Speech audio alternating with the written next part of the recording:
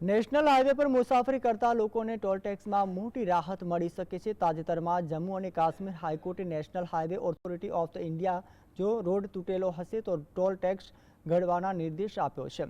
National highway પર 44 પર સ્થિત બે ટોલ પ્લાઝા પર ટોલ ટેક્સ 80% ઘટાડવા માટે સૂચના આપવામાં આવી છે।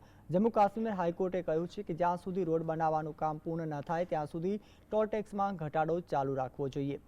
હાઈકોર્ટના આ નિર્ણયથી માતા વૈષ્ણો દેવીની મંદિરે જતા શ્રદ્ધાળુઓ અને અન્ય યાત્રિકો મોટી રાહત મળી જઈ રહી છે। કોર્ટના આ નિર્ણયથી દરરોજ નેશનલ હાઈવે 44 પરથી પસાર થતા લાખો લોકોને ફાયદો થશે।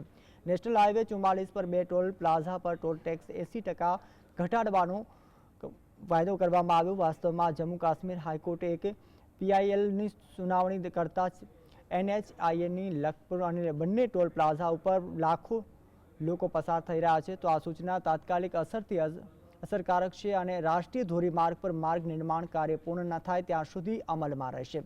એટલું જ નહીં, જમ્મુ કાશ્મીરના હાઈકોર્ટ નેશનલના 44 પર 60 કિલોમીટરની અંદર કોઈ પણ ટોલ પ્લાઝા ન બનાવવાનો નિર્દેશ પણ આપ્યો છે। જમ્મુ કાશ્મીર અને લદ્દાખ જેવા કેન્દ્ર શાસિત પ્રદેશોમાં આવા ટોલ પ્લાઝાને 2 મહિનાની અંદર હટાવવાની સૂચના પણ આપવામાં આવી છે।